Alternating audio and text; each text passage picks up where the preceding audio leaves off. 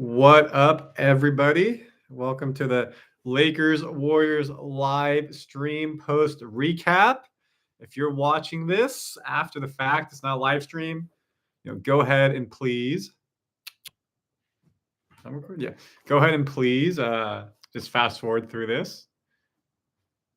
If you can hear me in the chat, just give me a thumbs up really quick. Can you all hear me really quick? Then we'll dive into it. Just give me a thumbs up if you can hear me. Let's make sure we're squared away. In the chat, can you hear me? Cool. We got a thumbs up. Welcome, y'all. Andrew the GOAT. Steph had a terrible second half. 0 points in the second half. Absolutely brutal, folks. Steph Curry, 13 points first half. No points second half. Warriors lose the game. 118-108. If you look at the standings, the Lakers were a game ahead of us, 2 games ahead of us. Now they're farther ahead. Steph Curry, no points in the second half. He looked dejected after the game. He felt really bad about that. I work for the WWE. Somebody gave me a wristband that says "Mommy," and you know what? Steph let AD and LeBron be his daddy today. That's a segue right there. AD 30 plus points, LeBron James 23 plus points. We'll go over the box score. If you haven't been here before, my name is Randy Silver. Warriors Digest. We break down Warriors news for you daily, trade rumors, box scores, live streams, you name it, we have it. So we'll go over the box score. We'll go over the recap. My favorite thing, the graph. We'll go over individual performances. We'll go over Steph Curry's performance, standings. We'll answer chat questions. If you have anything you want, put in the chat. Let's talk about it. Give a super chat if you want as well. So tough game, folks. The first thing we have to start with is Steph Curry. No other way around it. I am a Steph fan. We're all Steph fans, but sometimes criticism is thrown. Oh, sorry, I didn't mean to do that. 1 second. Wrong screen. Here we go. Let's go by Steph Curry. So we want Steph Curry right here. Stephen Curry. Quarters first. Let me zoom in. All right, y'all. So Steph Curry had himself a decent first quarter. 2 threes made under the basket. Also had one. We go to the second quarter. 1 basket. 13 points total. 13 points total, Steph Curry, in the first half. Then you get to the third quarter. No shots made. You get to the fourth quarter. No shots made. Stephen Curry. Take you to the box score. Curry, 32 minutes, 4-17 from the field, 2 of 9, 13 points. 13 points minus 17. So, folks, I'm going to bring myself back on screen for a second. Alex Merrick, Trump needs to sign an executive order to fire Steve Kerr. That is kind of funny. Steph Curry is in his upper to mid-30s. He cannot do it every night anymore. He needs help. If your second top scorer is Andrew Wiggins, it's not good enough. He is not a second scorer on the team. He's a third, fourth. When we won the championship, Steph, Clay, you're 1-2. Wiggins supplements that as needed. There's nobody that they have to worry about Steph. So they're going to double team him. When Steph drives to the basket, they're going to go ahead and bring someone over, force him to pass it. And what happens? We have to have the other people score, and it's not happening. So, yes, Steph had a tough night, but the other people have to step up. That's how they're guarding us. At one point, in the fourth quarter, folks, you had Quinten Post, who's your center at 7 foot, who's a rookie who's in his 5th game, Hield, Curry, Wiggins, and Podziemski. So, yes, you have a 7-footer in there, and it's great that Post is getting more ball, more playing time, 23 minutes, him at the 5, the pick and pop, 3-7 from the field, 2 of 5, but you can't expect a second-round draft pick who's a two-way player to play significant minutes in the end crunch time, last 5 minutes, and be successful for your team. That's not what he's there for. He does look nice. I'm not saying he's not nice. He won't be really good in the future, but you're putting a two-way player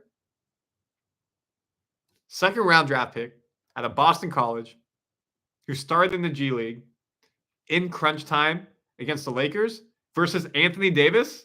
Folks, that's not going to cut you a championship. Give Podziemski credit. He's coming back from injury, and he had maybe his best game of the season. +9, 17 points, 2-2 from free throw, 3-6 from three. Looks like he kind of has his stroke back a bit. Maybe the injury was helpful to get his confidence back, more practice reps, 6 of 10 shooting overall. Waters, he played garbage time, doesn't matter. Moody, 1 of 3, 4 of 7 from the field, 10 points. You look at the starters, GP2 started the game with a couple threes, then kind of fell off. Happens to him a lot. Buddy Hield, 2 of 8 from 3. And Buddy Hield got clowned by Stephen A. Smith on the halftime show. Clowned. They also, Stephen A. Smith clowned on Bob Myers, our former GM, about Quinten Post, saying, Who? Kind of had to eat it. Wiggins, 20 points, 1 of 6 from 3. So he got his buckets, but 1 of 6 from 3 is not going to cut it. We're going to go over the team stats in a second, folks. Don't worry. But this starting 5, your tallest guy is Trayce Jackson-Davis. It's a small starting unit, especially when you got them starting Anthony Davis. 36 minutes, 13 shots made, none from behind the arc, 10 free throws made, 36 points, 10 rebounds. Defensively, 13 total, double-double. LeBron, double-double, 25, 12 assists, 5 rebounds. Was a facilitator this game. Wasn't really trying to get his shot and still got 25 points. Pretty brutal. Pretty brutal. Austin Reeves, 16 points. Max Christie, 11 points.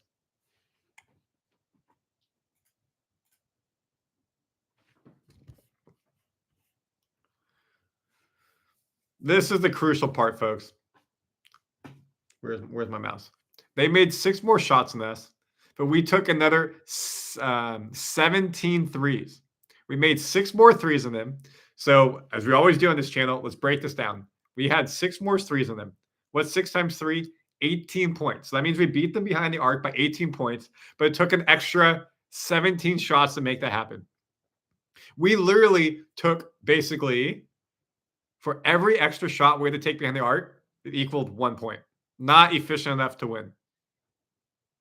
You look at the free throws, pretty even. So how did they come out and beat us? Well, again, we're a terrible free throw shooting team. Rebounds, they absolutely dominated us by 4. That's not a domination. I'm kidding.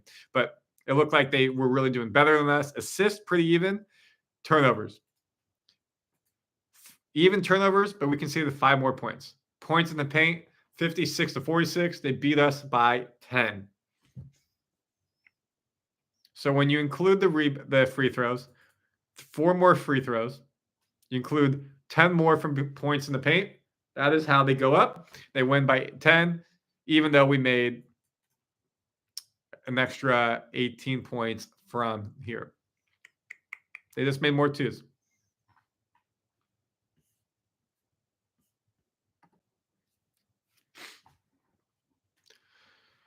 And this is the hardest part, folks. We were in this game basically the whole first quarter. It was neck and neck. ABC, ESPN, Saturday night, main event. That's wrestling, but prime time. And they pulled away. And basically after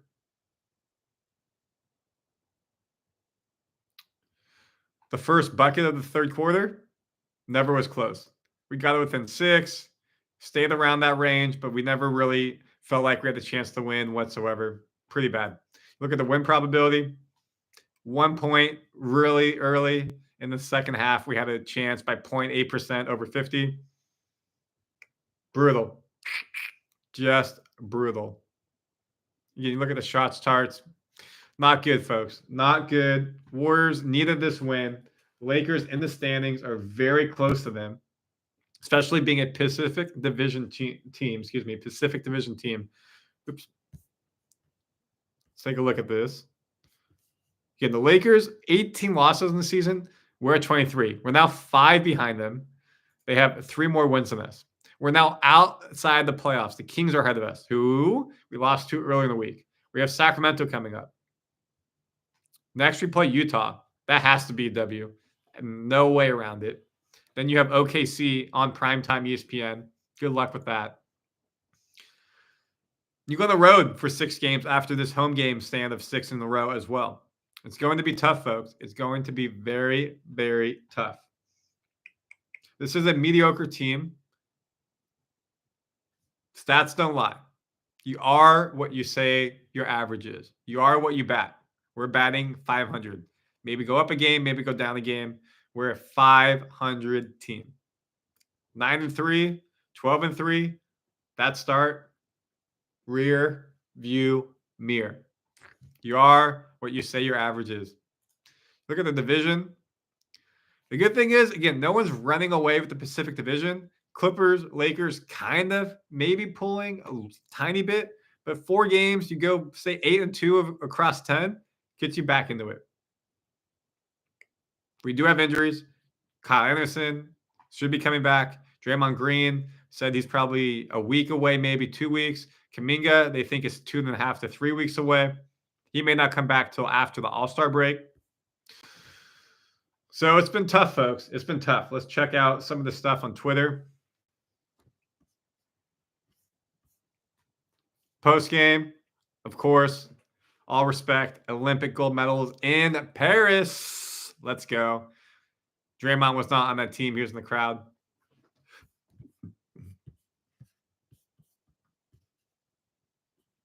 But he gets a bucket way too late. I mean, that put you within 10, but we really had no chance. Wiggins beats the third quarter buzzer. You think that gives you a little bit of momentum. Unfortunately, it did not.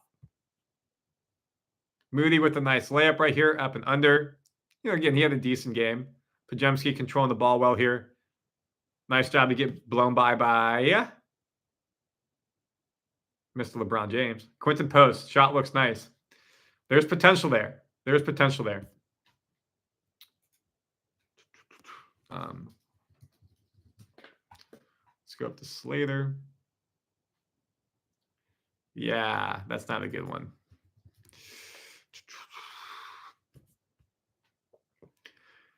As we already mentioned, Warriors lose to the Lakers for the second time in the month. We remember Christmas Day. That was a close match, close game. Anthony Davis dominated them. They're 12-2 at home. Excuse me, we're 12-12 at home. Jazz has to win. Thunder probably not going to win. Suns Magic could be toss-ups. Magic are really hurt. They lost to Portland earlier this week. We have to beat the Magic. We have to beat the Sun, especially Pacific Division right here. Starters really talked about. And then Quinten Post, folks. Teams will start putting wings on him as center because he's athletic, can move around. It will be tough. We talked about Anderson, clear the return. Draymond Green, Kuminga out. GP2 looked like he was nice for a bit.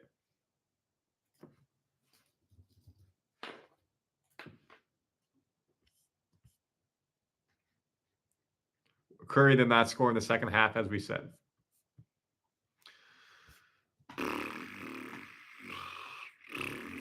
Brutal. Now let's go to the chat. Unacceptable performance by the Warriors tonight at home against the Lakers. They should be ashamed of themselves for that performance. Andrew the GOAT. There's a lot of performances this year, you could say that. All on Steph, no other blame. That's kind of tough. He's trying to do it all on his own.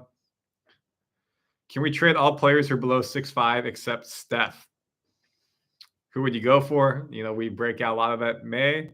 Team is so trash. Talk about the Trump thing. GP2 guarding Anthony Davis, 6 versus 7. Yeah. I mean, GP2 has taken tall assignments before, but AD is way too athletic. Steve Kerr was not the problem tonight. The game was close until the fourth. Players got to play. Should we trade Buddy? That's a good question. If you look at Buddy's contract, it is team friendly. I mean, it looked really good. You remember beginning of the season when he was raining threes, like most threes ever in the first 5 games of the season. People were like, oh, damn, they got a team friendly deal. Well, I mean, the deal hasn't changed, but for that production, for 10 million basically, was pretty dang good. So if you pair him with a GP2, they have the Warriors cap. Actually, 1 second. Shout out to GSWCBA on Twitter. Look him up. A little blurry, I know, but if you pair Hield with like a GP2, that could get you like a mid-level player. Maybe you add in Anderson, but then you're losing the depth. You're gonna have to rely on Spencer and Post a lot to go ahead and make a trade like that. Now I don't feel bad about missing the game. I keep seeing small ball lineups have been the killer. That's what this team is built on. Buddy, Anderson, and Looney for Vuk or Levine. Buddy, Anderson, Looney don't get you enough money for Levine, so that's not going to work. You're going to have to put in Wiggins for that. Starting lineup should be Quinten Post center, Trayce Jackson-Davis power forward, Moody shooting guard, Wiggins small forward, Curry point. That could work for sure. I mean, Trayce Jackson-Davis really isn't a 4. He doesn't stretch the floor well, but that's where Post would, bringing the center out. And it's almost inverted, like you'd have Post at the 4. I could see maybe they try that against a bad team. You're losing a lot of defensive paralysis because then Jackson has to stay in the paint, and Post isn't going to be probably nimble enough to go left, right on the arc. Lakers, the Warriors' biggest kryptonite, not good. JK gets reevaluated tomorrow. On the podcast, I heard that it wasn't going well. Daniel, happy Saturday. You as well. Unless Steve Kerr takes Buddy Hield, GP2, and Dennis out of the starting lineup, we're never going to win. Warriors need to make some trades. I do agree. They're going to wait to do something last minute like always. Catch the flag. Cooper flag reference. I like that. Expect disappointment. You never be disappointed. Brutal. Unless you're in the bedroom. Don't expect disappointment because that's not a good thing. Fire Steve Kerr. He got to go. I feel sad for Curry Dog. He needs help. What do you think they would do at the deadline? Mike, good question. We broke that down a lot. Go to my channel. I have a playlist called Trade Rumors. I break them down like once or twice a week, what's out there. Bulls, Levine, if you really want scoring, or Vuk at the 5. Valanciunas, if you want someone with 5 and stretch. You always got Zion out there if you're trying to make a splash. Brandon Ingram if you're trying to make a splash.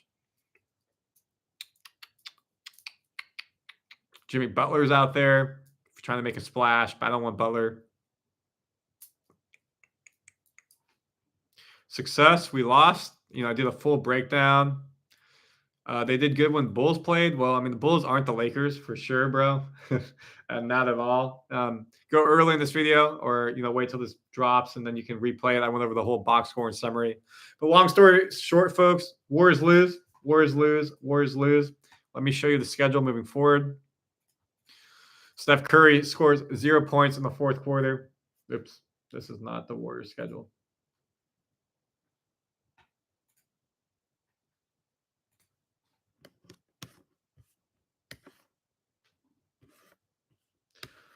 We got 2-day break.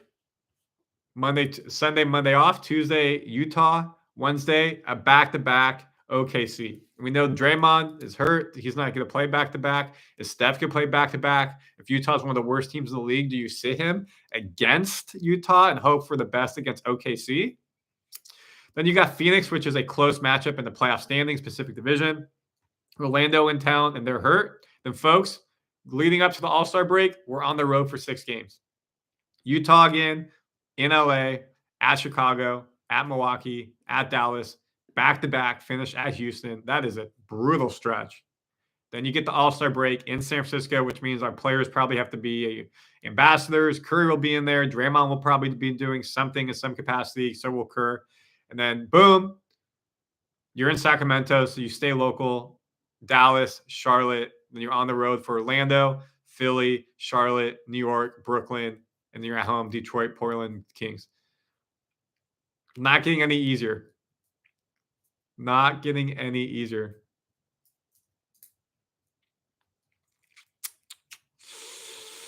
Ugh.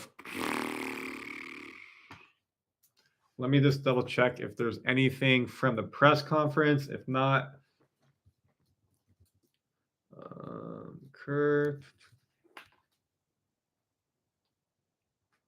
Cool. Okay, let me go ahead and share my screen. Chrome tab, Kerr. Okay, Kerr post game, folks. Well, we gotta make shots. It's pretty trite to say that, but we got 46 threes up 17 more than they did. We know we have to be a 3-point shooting team to win. We don't really get to the line a whole lot or get a lot of easy buckets. So, I thought we played a great first half. I thought we got really good shots. There was a good flow to the game. But second half, we had some turnovers, some costly turnovers, and just couldn't get anything going offensively. Well, we got to, Turnovers and shots. I mean, yes, that is how the game goes. That's how you play it. I love that we got more shots up, but you got to make them. Just absolutely have to make them. So that's pretty tough that we did not make them, of course. Very disappointing.